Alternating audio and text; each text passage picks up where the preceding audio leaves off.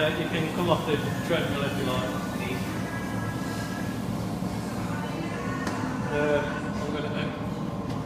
I'm going to explain how the heart works when you're exercising, but first I'm going to tell you the purpose. So the purpose of the heart is to oxygenate the blood around the body so that it can function properly. The heart is a cardiac muscle and also involuntary. So therefore, it is involuntary because the brain doesn't tell it to pump, and so it does it by itself. The veins transport oxygenated blood, deoxygenated blood to the heart. The arteries of the heart take the oxygenated blood to the body, and the capillaries is where diffusion happens. So this is where gas exchange happens, and it gets rid of any waste products and brings oxygen into the heart.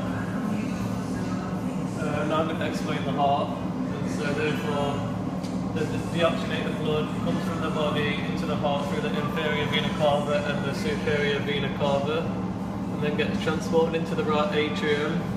Then before it goes into the right ventricle, it has to pass through the tricuspid valve, which is a one-way valve, and so it will not allow blood to go back through into the right atrium. After the right ventricle, it passes through a semilunar valve, which is another one-way valve, into the pulmonary artery, which then goes into the lungs so the deoxygenated blood can become oxygenated.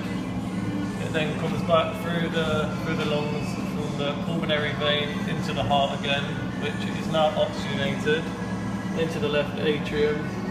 And then from the left atrium it passes through a bicuspid valve, another one-way valve, into the left ventricle, and then passes through another semilunar valve into the aorta, which then from the aorta is transported to the rest of the body. Now I'm going to explain like the removal of waste products and stuff like that. So the removal of waste products is important as carbon dioxide is not healthy to the body, so therefore the body needs to get rid of it. The body removes it by like the lungs breathing and stuff like that.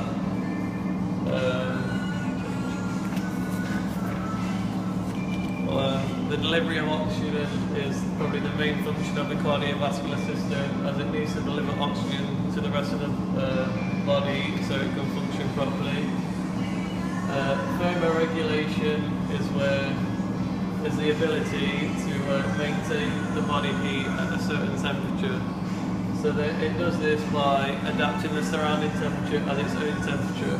So if you're too hot or too cold, the body won't function properly, so the body heat will increase or decrease.